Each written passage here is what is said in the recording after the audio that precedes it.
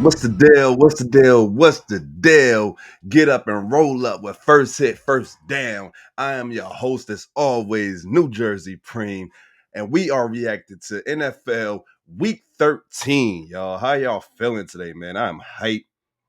Dallas Cowboys just came off of beating the two previous Super Bowl participants in the span of 4 days. Shout out to those boys, and we're gonna get right into it. Hold on, let me just share this joint one good time.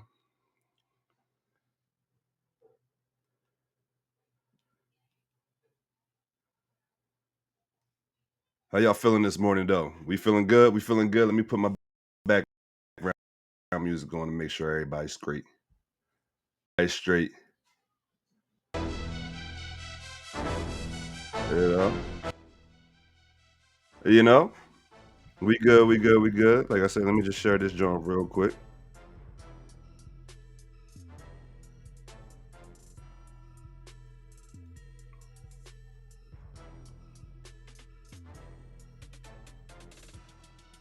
You know?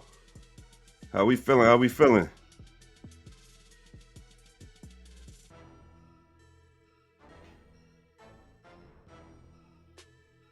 I swear I just shared this bitch, just not sharing. Well, look, as you guys can see, we got our thoughts and reactions to what happened over this weekend with the what happened over this past week, this past Thursday with the holiday games, with the Thursday game and of course the Black Friday games. We had 3 games on Thursday. The first game that we had was the Packers at the Lions, and the Packers won handedly. Um, the Lions just, you know what? I'm not going to say that they don't look good. You know what I'm saying? Um, I'm gonna say that they they're injured. You know what I'm saying? We're gonna say that the Lions is injured, and that's the reason why they don't look as good as we would like them to. Hold on. Something ain't right. Something ain't right on the Facebook feed. Something ain't right on the Facebook feed. We gotta go check this shit out.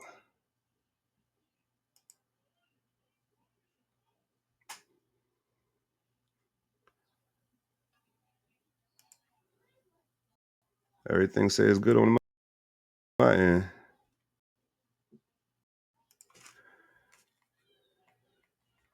Y'all let me know. Somebody let me know on Facebook if everything is okay. If y'all can see me on Facebook right now.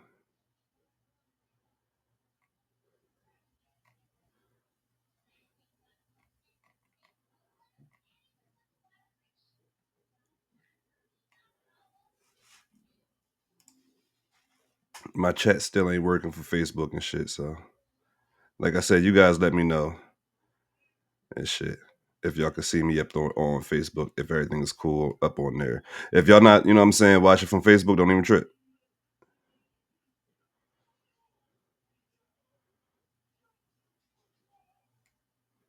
I bet. Bet. All right, so look, like I said, yeah, the Packers and the Lions played the first game on Thanksgiving, and the Packers won that game handedly. Micah Parsons had a vintage Micah Parsons game. He had 2.5 sacks and a shitload of pressures on Jared Goff. My co-host for the Wake and Bake podcast, we talk about this shit all the time, right? About the fact that if you put a little bit of pressure on Jared Goff, just a teeny bit of pressure on Jared Goff, you know, he had turned into a completely different quarterback, a completely different. But the Packers did what they had to do. Went to Detroit and handled business. Dallas is seeing Detroit this Thursday, so actually got a chance to jump them in the playoff standings as of right now. Dallas is currently the ninth seed on the outside looking in, and had to have some luck and also some wins in order to try to make a playoff run. But we'll get to that when we talk about that game. Jordan Love ended with 4 touchdowns. Just over 200, I think just over 250 yards. Might have been 230 yards for real. But he looked pretty good. The Packers offense looked as good as they have in recent memories, just based off the fact that they was pushing that ball down the field finally. And when the Lions has as many DBs as they have out and injured, you better take advantage of that shit. You feel me? So they did, and I ain't mad at them for doing uh, that at all. When it comes down to the Lions, Amon-Ra St. Brown did get injured in that game. We don't know for sure if he's going to be playing this Thursday against Dallas, but and that game is in Detroit. But we don't, you know what I'm saying? But he did get injured that game. Hopefully he get back healthy and stuff. I believe they have a couple of offensive linemen that's out also. So as you know, they're coming in the game limping. This is just prime for Dallas to be able to take advantage of that, and hopefully they do so. The next game after that was the aforementioned Dallas Cowboys and Kansas City game. You feel me? And like I said, Dallas keep playoff hopes alive with Kansas with a win on Thanksgiving versus Kansas City, 31-28. I'm gonna keep it 100 with y'all. If Dallas get maybe a stop or two, this game was a blowout for real. Dallas came to play offensively, defensively. They did their job. They held them when they absolutely had to. And when Dak got that ball back with a little bit more than 2 minutes left on that clock, he made sure to not get that shit back to Patrick Mahomes. And that's how you beat a great quarterback right there. Never give him a chance. Never give him a chance. Patrick Mahomes is known for doing shit like that to people like Josh Allen and all the other good quarterbacks in the league and shit. He had it done to him finally, for real. Well, he had it done to him before with Tom Brady, but he had it done to him in the regular season, for real. Dallas looked really good. Of course, that we started out a little sluggish. They got a lot of pressure on Dak. No sacks though. A lot of pressure, but no sacks. So shout out to the offensive line. Shout out to Dak Prescott for getting the ball out of his hands quicker and not holding on to nothing. Shout out to the receivers for getting open early, understanding who and where the hot read at, all that good shit, right? But he did throw an interception early off of a pressure look. We know Spagnola is going to send some motherfucking pressure. That's one thing we do know.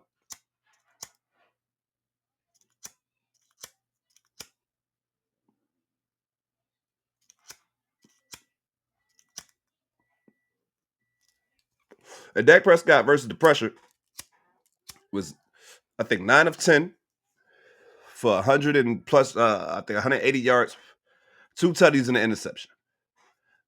That's not the quarterback that you really want to blitz. You know what I'm saying? That's not really the quarterback that you want to blitz. He beats the blitz every time. It was a couple times that he beat the blitz, even doing the wrong, like picking the wrong read. You know what I'm saying? They coming from the backside on the blitz. You know, you're supposed to throw into where they blitzing from because it's, you know what I'm saying, it's an empty spot there.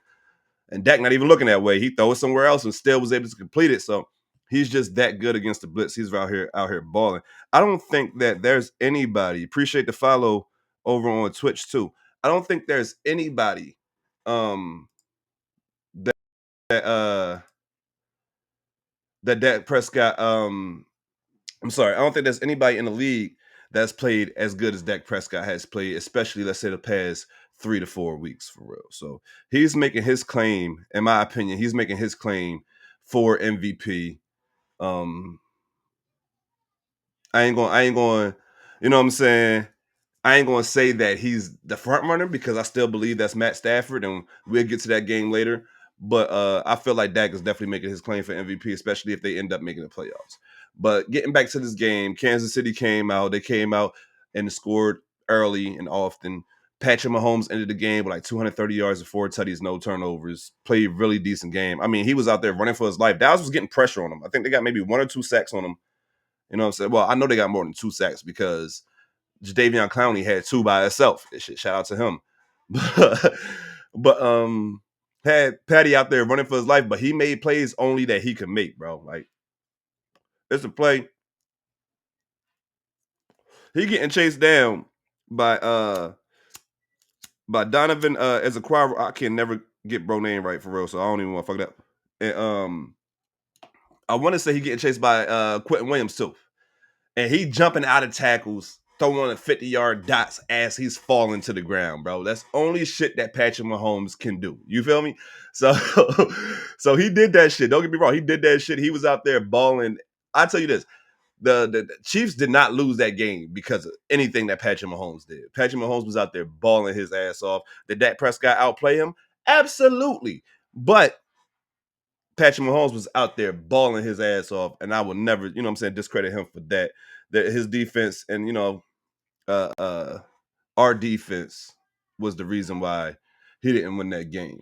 But he did have 4 total touchdowns. 2 went to Rashid Rice. One of them was just a little quick screen pass to the outside, like when they first drive right after the interception that he ran down the sideline. Another one was on a 4th down play. He scored, I think, 2 touchdowns on 4th down. You know what I'm saying? I think one of Travis Kelce when they had motherfucking Kenneth Murray in coverage on Travis Kelce. Listen, I know Travis Kelce ain't the guy he used to be, and he's been having some drop passes as of lately. You know what I'm saying? But there is no way in hell you leave Kenneth Murray to defend Travis Kelce. I don't give a fuck if Travis Kelce is in a goddamn cast, a goddamn walking boot, bro. You don't leave Kenneth Murray out there by himself. I don't give a fuck if it's just a zone and he's supposed to be covering the zone and Travis Kelce just so happened to run into his zone. I don't want that man by himself on the island with no tight end, let alone Travis motherfucking Kelce. But we was there, and Travis was able to score on that 4th down. That was the second touchdown I believe they had. Patty found like I said, Rashid Rice scored on 2 of them, but Patty also found Hollywood Brown in the back of the end zone and shit, for his 4th touchdown. Damn it, my lighter is dead and my blunt keep going out. So Dak answered the first drive. After he threw the interception, he came right back down through a 15-yard strike to CeeDee Lamb, who was balling this game. Had Trent McDuffie looking lost out that motherfucker. Boy, he had Trent McDuffie not looking like an all-pro. He had Trent McDuffie looking like a regular-ass nigga.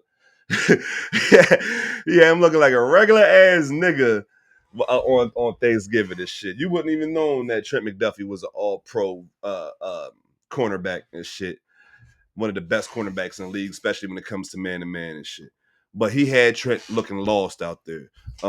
He finished, I think, with 7 or 8 receptions for like 112 yards and a tutty. He was really the focal point, even though he didn't get the most targets. The most targets went to George Pickens. I think he had 11 or 13 targets. I think he caught maybe 6 or 7 of them. None bigger than his final catch, which was the catch that put the game away. And that's 2 weeks in a row that Dak Prescott, not only Dak Prescott decided, hey, I'm going to George Pickens to ice this game, but we're going to George Pickens across the field, the middle of the field. Last week, it was like a little in cut, a little dig route, you know what I'm saying? Up and towards the middle of the field, and then this week it was just a little a little slant pass. And it's so funny that CD and George Pickens are murdering niggas on these slants, and there's nobody seem to understand it, stop it. So I got a reason why people are so hesitant to even try to play the slant, right? So if you look at how George Pickens opens up with his release when he's about to run a slant, he's looking like he about to run a go. He's getting bro to turn low key, try to turn his hips or even just widen his hips towards the sideline when he goes to, you know what I'm saying, start his release and run his route. He'll do a little up the field towards the boundaries to get the corner to think that he's actually going that way, and then he cuts inside for the slant. It's beautiful. And it's beautiful. So when you got a receiver like George Pickens that goes up top so much, you know what I'm saying? He's a deep ball threat. He's a possession receiver, and he gets busy after the catch. You don't want to give up that deep ball. So as soon as he releases to act like he's going upfield or towards the boundaries and shit to try to get you to open up your hip, 9 times out of 10, you're going to do that shit because you don't want to get beat. So then he hits, you know what I'm saying? He comes back inside, and he right there for the slant, and Dak is on time most of the time or all the time with that ball. And the same thing goes for CD. CD going to route you up. And the thing about the difference between CD and Pickens is, even though you're not necessarily 100% threatened by CD going over the top, you still have to worry about that shit. And he's another, I know he has a case of the drops this year, but he's another contested ball receiver that if you throw it up there, 50-50 shit, he's probably going to come down. They're not 50-50, you know what I'm saying? More like, you know what I'm saying, 70-20, you know, like 60-40, if you will. So that's, in my opinion, that's why that slant route is always open for especially George Pickens, because you have to fear, and like I said, the way he releases off the line of scrimmage is like you have to fear him going over the top. You have to fear him going for that 9 or that go ball. So when he releasing off the line and he and you know what I'm saying, you sit there, you like, oh shit, I don't know where he gonna go. nine times out of 10, your body, you don't let him go over the top. So then you start to open up to go run with him, and then he cuts back inside for the slant, and he gets busy after the catch. So a lot of the times, like it was a play in the game against the Chiefs that he went, you know what I'm saying, and got that ball and and his and it was a slant, but he, you know what I'm saying, he came out the back end of it and ran up the sideline, was able to hurdle a motherfucker. And I wish Jake Ferguson, whoever else was there, was able to hold him up so he can go score on that play. But that's what I'm saying. So he get busy after the catch, especially if you playing, like if you fucking up with your leverage, if you overplaying that play, he gonna spin out the back side of that motherfucker and he gonna take that for some more yards. Or he could just muscle a motherfucker off of him. So the dynamic between George Pickens and CeeDee Lamb has been great, amazing for this Dallas Cowboy offense, and nobody's been benefiting more than MV Prescott. And Dak Prescott in this game didn't have a huge running game. You know, Javonte Williams came out. I think he had like 50 something yards on 17 carries, but he did have an explosive play when we needed it. Not Javonte Williams, but Malik Davis, number 43, aka number 34 for Dallas Cowboy fans that know. Malik Davis been with the Dallas Cowboys off and on for like the past 5 seasons. For real. You know what I'm saying? So shout out to Malik Davis for showing his worth and for consistently being ready when his number is called, for real. But he was able to go through and bust a big run right up the gut. I mean, if you guys go back, I wish I had these plays queued up and shit. But if you guys go back and watch that run, look at what Tyler Booker was able to do to one of the best defensive tackles in the league in Chris Jones. Just go back and look at that run that Malik Davis had when he, you know what I'm saying? And shout out to Hunter Lipke too, because Hunter Lipke playing the fullback position had an amazing block that also sprung. And like blocking is one of the main keys, you know, when it comes to having a huge run. You know, the running back don't have to do much but hit them holes and hit them hard. No diddy. You feel me? So when it comes to that blocking, boy, and I wanted to put the spotlight on my boy Tyler Booker because for the last couple of weeks, he's been going against some really good defensive tackles. On last Sunday, he had to play against the Philadelphia Eagles and their defensive tackles with Jordan Davis and Jalen Carter. And then this past week, he had to play. Well, this Thursday, he had to play against goddamn Chris Jones, one of the best defensive tackles in the league in the past 10 years. You know what I'm saying? And he had to go up against both of these two teams with these two dominant tackles, and he schooled both of the motherfuckers. Of course, they won some of those battles because they're great players. But he won the majority of them motherfuckers. I tell you that. I tell you that, especially Tyler Booker versus Jalen Carter. See, Jalen Carter, in my opinion, was like, I ain't gonna fuck with Tyler Smith. I done dealt with him. I know what he about. Let me go try the rookie out. Maybe I can get my shit off on the rookie, and the rookie wasn't having it. You know what I'm saying? The rookie wasn't having it when it came to Jalen Carter. He had that man gassed. He had that man exhausted. He like mentally and physically exhausted by the end of the game. He had that man ready to quit. And it's so funny because I saw a quote of Jalen Carter quoting what Tyler Smith said on his draft day about the fact that he liked to see the love of the game leave people's eyes. That's how physical he likes to be with people. You love football until you play against Tyler Booker. That's what he said. And Jalen Carter kind of quoted that shit in a way of like, yeah, we'll see if he really about that life. And he saw firsthand. Firsthand, he took the joy away. Football is zero fun, sir, in the words of my boy Petey from Remember the Titans. You know what I'm saying? That's how Jalen Carter was feeling out there going against Tyler Smith. And it didn't make no difference for Chris Jones. Chris Jones got his shit off, like I said. Jalen Carter got some shit off. You know what I'm saying? But as that game went on, and that's the thing that Tyler said, as the game go along, you know what I'm saying? Let's see if you have that same enthusiasm, that same energy that you had in the first 2 quarters or the first 3 quarters. When that fourth quarter coming, I'm still leaning on you, and I'm still is down here in these trenches. I mean, the way he comes out of, like, you know what I'm saying, his stance, the way he punches, his base is just so stout. His feet strong, and he moved the motherfuckers. If he punches you, if he get his hands on you, it's damn, you might as well just call that shit a rep. All right, I'm done. I ain't about to be able to get up out of this shit. I can't disengage from this motherfucker. That's how it looks on tape and on film to me, especially him versus Jalen Carter. So shout out to Tyler Booker, did an amazing job. Dallas Cowboys defense did their motherfucking thing, even though they gave up 28 points. Let's talk about the 28 points. They gave up 21 points until the last 5 minutes of the fourth quarter. They gave up that last touchdown, and then they didn't give the ball back. And I'm proud of them for that. But the defense did what they absolutely had to do. They was getting pressure on Mahomes continuously throughout the game. Although they didn't get, you know what I'm saying, they couldn't finish because like this is Mahomes we talk about. I can't stand how good he is at scrambling. He's like the slowest fast motherfucker in the world. Like he's the fastest slow nigga, if that makes sense. And shit. But every time he runs, it's like I know it's people on the field that should be able to catch that man with no problem, but for some way, somehow, like when he was out running DeMarion Overshawn, I'm like, come on, bro. There, in what world is this happening? Like, that Patrick Mahomes is out running DeMarion Overshawn and shit. But nonetheless, he did. You know what I'm saying? And he was out there running for his life. Defense was getting pressure continuously. Our rookie, Donovan Ezekwaru, I cannot pronounce bro last name, but he was out there getting pressure consistently. Was getting pressure right up the middle. Like I said, that's just one of my favorite ways to get pressure. Is the quickest way to the quarterback or the ball carrier. They couldn't run the ball too much on us at all. Dallas' running defense has been amazing since Quentin Williams has been here. Logan Wilson had made a couple plays. He was out there a lot more this week than he was in week with the Eagles and shit. But Dallas defense looked pretty damn decent.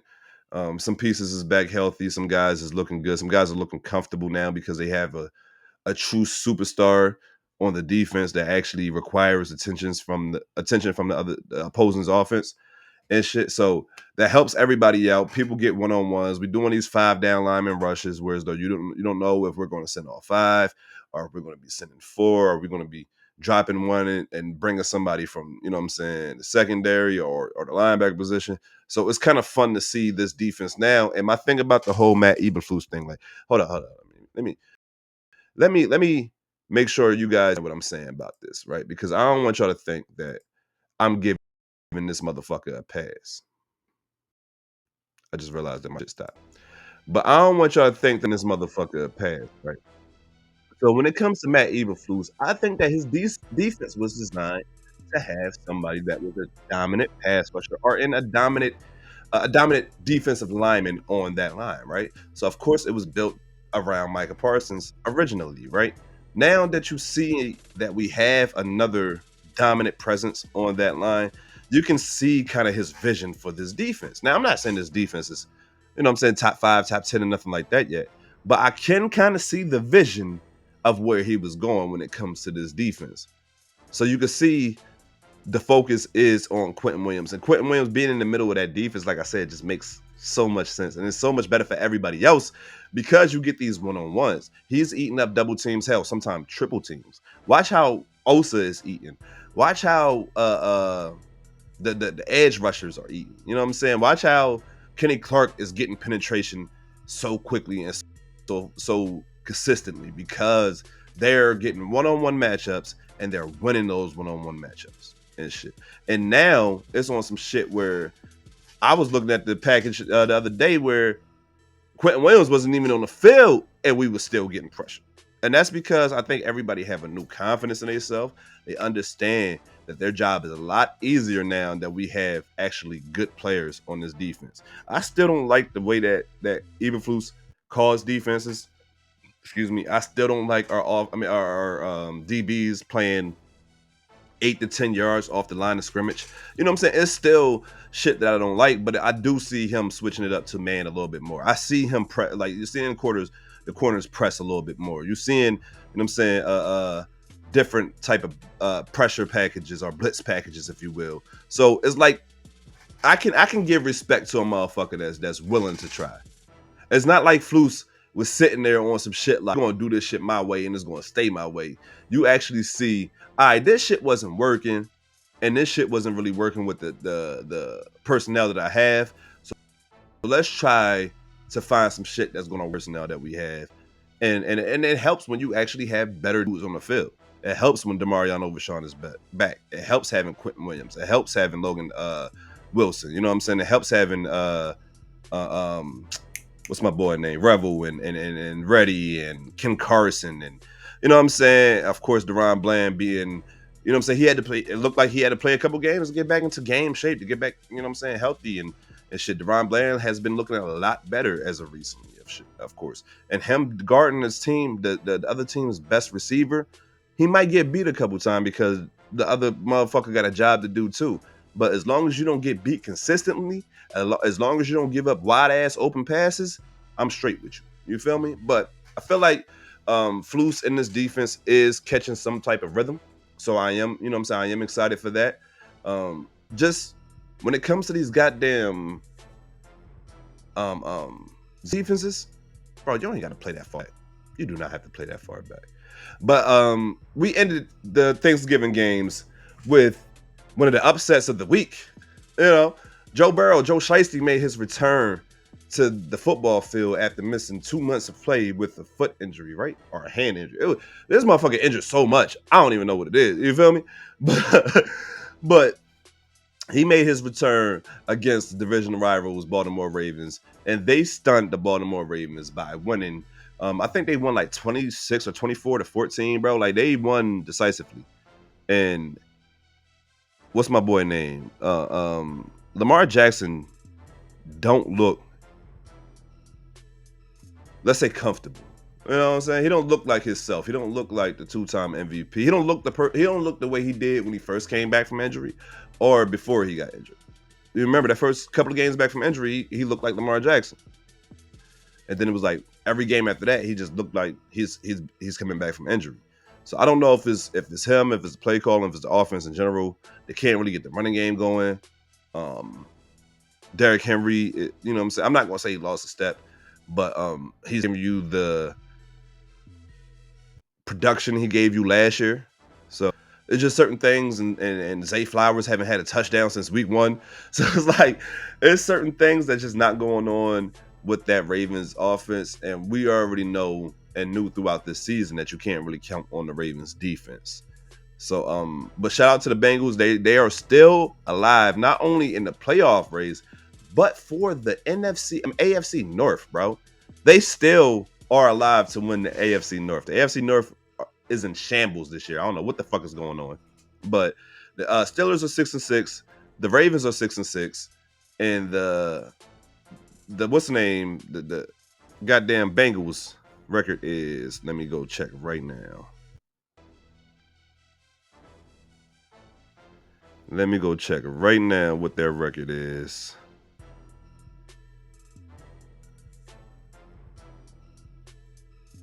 Let me see. So their record right now is 4-8. They 2 games back, basically. They 2 games back of first place right now. So they still have, and they play the Bills this week coming up. So they still low key have a chance to fuck around and win the division when it comes to the Steelers and the Ravens. Especially depends on how these motherfuckers on the Ravens and the Steelers goddamn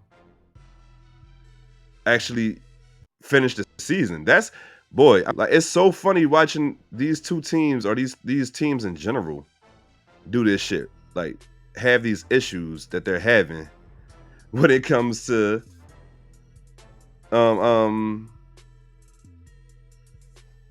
like actually finishing the season and shit. Like the Steelers can't get shit right. Steelers had everything ready for them to take advantage of this division, and they lost yesterday to the Bills. I think they scored 9 points in that loss. And then the Ravens, you know, y'all had a chance on Thanksgiving to really take the lead in this division, and you guys fell to one of the worst teams in your division, one of the worst defenses, if not the worst defense in the league, and they was able to hold you guys to, I think, 14 points. So shout out to the Bengals for surprising the world and doing their thing. And speaking of surprising the world, right? This is our first hit, first down game of the week. And I don't want to I don't have any graphics for it, right? But because it's not going to be a long take. It's not going to be a long take. But I did want to remind people that a couple weeks ago, I said Bryce Young has figured some shit. I remember I told you guys this. I said Bryce Young had figured some shit out, and he's been more comfortable. The game slowed down for him, and I think that, he finally got it. And I remember people were saying like, nah, the wins that he had was against bad defenses, and even the 400, the game that I gave him first down player of the week for, was the game that he had 400 passing yards on, I think Atlanta and shit. So they was like, oh, it's just Atlanta that he played against, and you shouldn't give him that much credit for playing good against bad teams. Well, looky here. This man just played the number 1 seed in the NFC, went toe to toe with what a lot of people are saying is the current MVP favorite, and outplayed him, and also won the game when it absolutely mattered the most. Shout out to Bryce Young. Shout out to the Panthers. They came through and they went blow for blow. Like I said, the NFC at the time, NFC is number 1 seed, one of the best offenses in the league, one of the hottest quarterbacks, hottest teams in the league. Matt Stafford came into that game with, I think, 20 plus touchdowns and no interceptions thrown. He threw 2 in that game.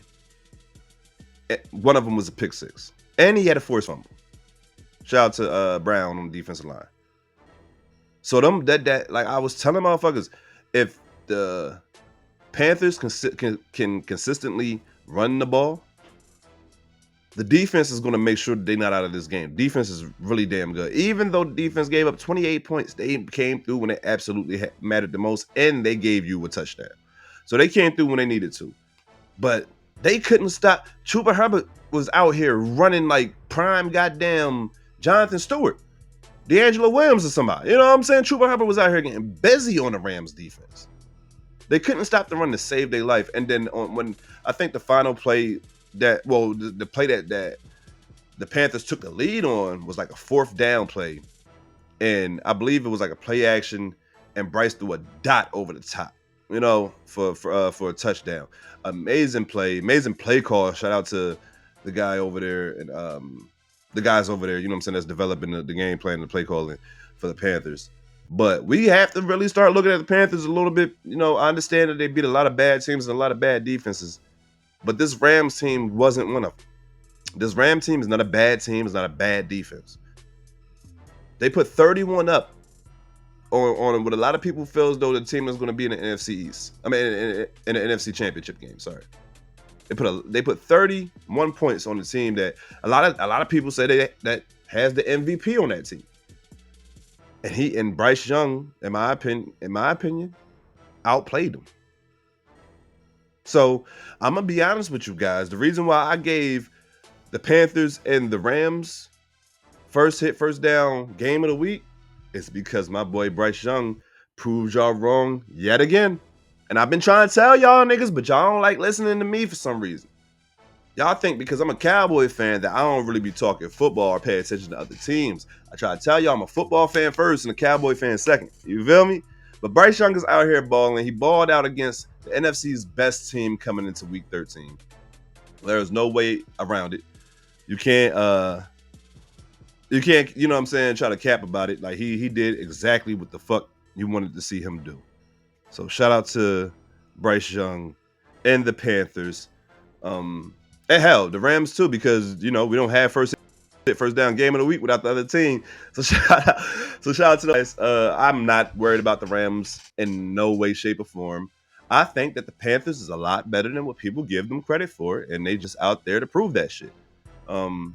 Speaking of which, right? So one thing that I didn't mention when we was talking about the games, I don't even know if I got to the Black Friday game, but I'm about to double back and we're going to talk about this Black Friday game, right? So this Black Friday game was the Chicago Bears visiting the Philadelphia Eagles. And boy, I tell you this. The Chicago Bears, and I was one of those people that was saying it don't matter that the Bears record at the current time that I was talking about it was 8-3. They're not going to get to the playoffs. You know what I'm saying? This is going to be a team that falls apart and you know what I'm saying, eventually let somebody else in the mix or whatever. Look, I will gladly say I was wrong on that one. Because the Chicago Bears might actually be for real. And I'm not saying for real as like Super Bowl contenders, but I mean like as in for real playoff contenders for sure. They are currently the number 1 seed in the NFC. Of course, with the Rams dropping that loss to the Panthers helped goddamn the Bears out tremendously, but the Bears still had to go into Philly and play a mad Philadelphia team that just lost to a divisional rival after having said team down 21-0.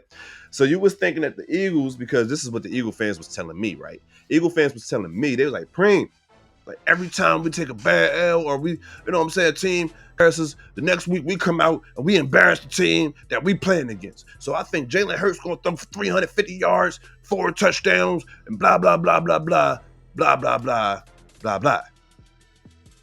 And then the game actually happened. And those same Eagle fans been trying to tell me, oh man, I knew it was a bad team. No, we're not going to go for that shit. We're not doing that shit. We watch you motherfuckers all season do this shit. Oh, but look at our record. We number 1 seed. We just that in the third. Stop that shit. Y'all look bad. Y'all look really bad, bro. And it's even worse because your defense is giving up 200 yards rushing now. So your defense is not here to save you, and your offense looks shitty. Your offense is good for about the first 15 plays. I peeped that. Your offensive coordinator is not really as bad as you guys like to say. Team, y'all score on y'all first couple of drives every time. It's just everything after that. He just don't know. Apparently, he don't know how to call a full game, and your quarterback don't know how to consistently play a full game. It's so many plays. I understand the wind was windy. Motherfuckers was you know what I'm saying? I understand, right? Don't give a fuck about it at all. At all. There's no way in hell y'all gonna sit here and try to make excuses when Caleb Williams was playing in that same motherfucking elements. So we're not gonna make excuses for Jalen Hurts. We good with that? Good with that. He missed wide open ass receivers. Passes thrown into the dirt when niggas was wide open. You can run. Listen, if I'm any defensive coordinator in the league and I play the Eagles coming up, I'm playing zone defense the entire fucking time. I might send a zone blitz because I know this motherfucker ain't gonna be able to figure out who coming. But I'm playing zone defense the entire time, bro. This motherfucker don't throw into tight windows. He don't throw into wide open windows, let alone tight windows. I mean, it's play after play that you can go look at this game against the Bears. Hey, this man is open. That man is open. This man is open. Let the fucking ball go. And he never do that. He hold on to that bitch and he wants somebody to be wide ass open before he let it go. It's so many play. I mean, that slant pass to Smitty was just despicable.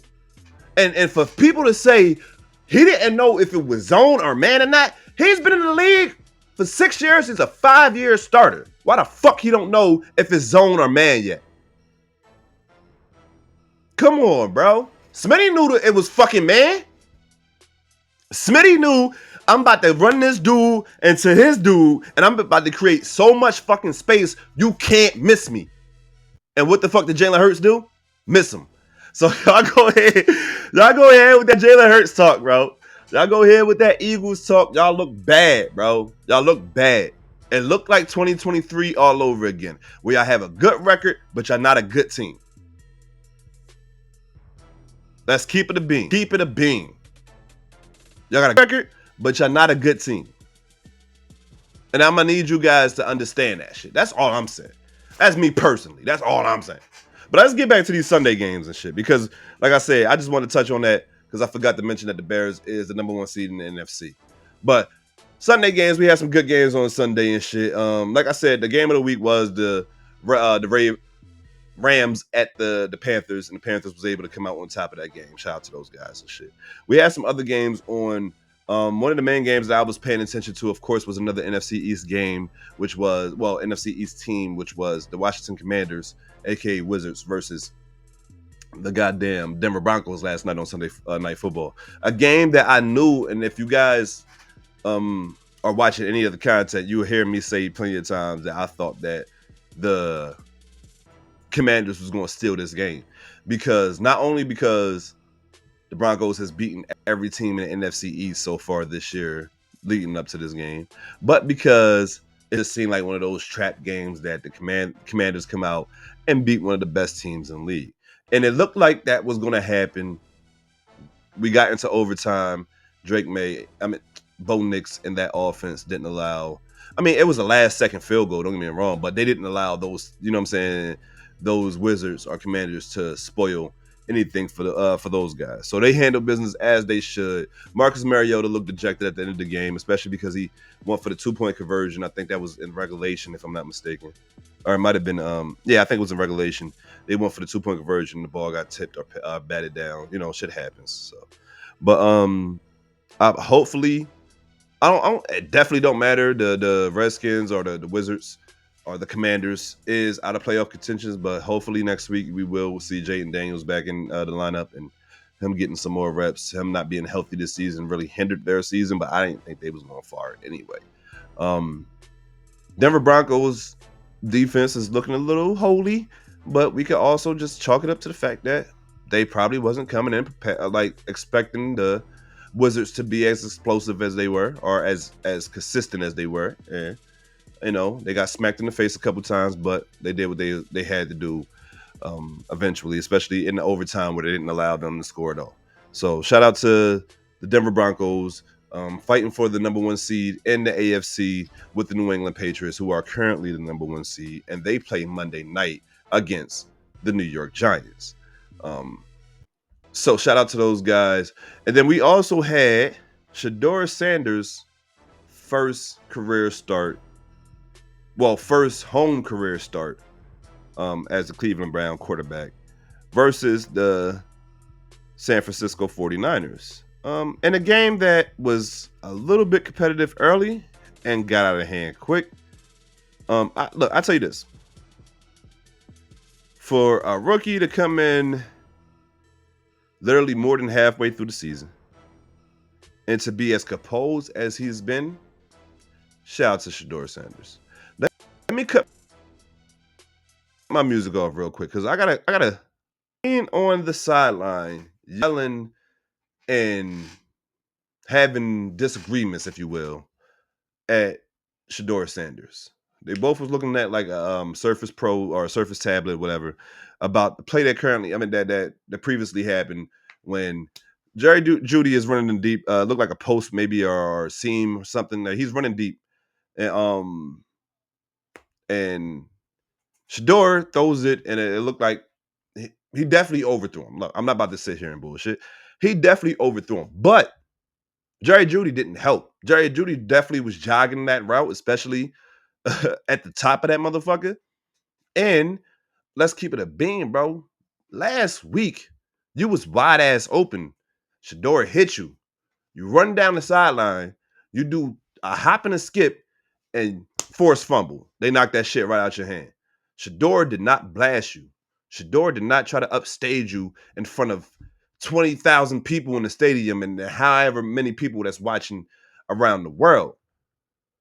How can a rookie quarterback be more poised and respectful than a so-called veteran receiver? See, y'all only get that veteran mark because of the years that y'all been in the league, but y'all not actually doing veteran type shit. You upstaging your quarterback. You had 4 games, if I'm not mistaken, with Dylan Gabriel.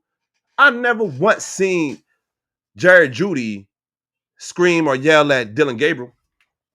I never seen Jerry Judy even talking to Dylan Gabriel on the fucking sideline after a bad play. And you had a game where as though you had 2 targets and no receptions when he was your quarterback. And I didn't see you snap on that man at all on the sideline, but you did it to Shedeur. I wonder the fuck why. I wonder why. I'm not about to sit here and make it seem like Shedeur had an amazing game or he was one of the best players out there. But the fact that this man was able to sit there and really, like, I felt like Shedeur and when the video was going on, I felt like Shedeur was like confused by this nigga. Like, bro, are you serious right now? You know what I'm saying? And even at the end, you could kind of see him mouth like, you tripping, bro. You know what I'm saying? But that's crazy. That's crazy for Jerry Judy, your number 1 receiver for one. Well, I mean, allegedly, you're supposed to be the number 1 receiver and shit. To come over there and try to upstage your rookie quarterback if he did overthrow you, if it was a mistake, you gotta let that shit rock, bro. You're not supposed to be out here screaming in that man's face. And you damn sure ain't do that shit to Dylan Gabriel. And I know you ain't do that shit to Joe Flacco. So go sit your dumb ass down somewhere, bro. That shit was so corny. That shit was trash. And then after the game, if you guys saw the reporters ask Shador, how did you feel about your coach going forward on 4th and 1 and blah, blah, blah. And Shador said straight up, bro, that was a dumbass question. What you want me to say? I ain't like it. I like the fact that he trusts the offense enough to do that. Shador is giving y'all the right answers for everything, and y'all trying to look and find any little fucking thing to hate this man. Let that man just play football. Let that man play football. If he end up not being good, then he just end up not being good. Why y'all feel like it's so much of a validation for you guys if he end up not being good? Why are you so happy if he fail? Y'all fucking weird for that shit. Y'all really weird for that shit. But to stay on this game, bro, we gonna stay on that game, that particular Browns game, bro, because it's gonna be happening this month or this week. You know what I'm saying? I don't know where I put it at. Shit. But it's something that's gonna be happening. Well, this year, I'm sorry, and shit, probably this month too, though. But it's something that's gonna be happening really soon, and I don't have my shit made up for. I swore I had it. John made up for it, whatever. But as you can see, the next topic is the sack record, and I think that not only that record is going to be broken, but it's going to be obliterated. You know what I'm saying? If I could speak correctly and shit. But it's gonna be obliterated and shit, bro. Like no bullshit. No bullshit. It's gonna be 25, maybe. Let's say 24 to be on the safe side. I think the record is 22 and a half, right? The record is 22 and a half. Currently, Myles Garrett has 19. And we still got what, 6 games to go? Let's go look at the Browns record, right? And let's see the offensive lines that Myles Garrett has to play against. Right? Oh my goodness. He might fuck around and break the record in the next game.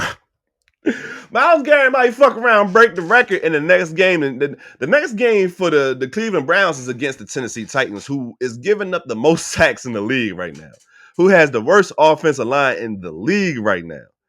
You know, so Myles Garrett might fuck around. Myles Garrett might fuck around and break the sack record in the very next game against Tennessee. But after that, you got the Bears. Caleb Williams does not hold on to that ball long enough for you to try to get to him multiple times. So you got to be on top of that. Then you got the Bills, the Steelers, and then the Bengals. So the Bills, Steelers, and the Bengals, you could get all 3 of those. Multiple sacks, in my opinion. You can get all 3 of those. I know Deion Dawkins is a beast at offensive tackle for the Bills, but I like Myles Garrett more. You know, I feel like one-on-one Myles Garrett is beating any tackle in the league. You feel me? So he definitely has more than enough chance to go out there and win this and break this goddamn sack record, bro. Shout out to Michael Strahan for holding this bitch for 20 years plus. But this thing is over with now. This is Myles Garrett record in sight. We about to watch history. You guys make sure y'all checking out these Browns games. Y'all make sure y'all don't miss next week against Tennessee, because Tennessee, like I said, Tennessee has the worst offensive line in the league. They giving up the most sacks in the league. I think, and this is just me off the top of my head, I don't even know for sure. You guys could fact check me on it. But I even think that they giving up the most sacks in a single game this year. You know what I'm saying? So this is one of the games that I think that Myles Garrett is going to feast immensely on that goddamn offensive line. No bullshit. So like I said, let's just, while we're getting a chance to watch it, and if he didn't win Defensive Player of the Year this year for that shit, then the NFL was rigged. And as we move on to first hit first down player of the week, I will ask you guys, please hit that like button. Please hit that subscribe button. If you guys don't have no problem sharing the content, please do so also. You can check us out on Facebook, YouTube, Twitch, TikTok, everywhere on social media. Smoking Buzz Network. We are out here, bro, and I'm so proud that you guys are here with us for real, consistently with your boy, for real.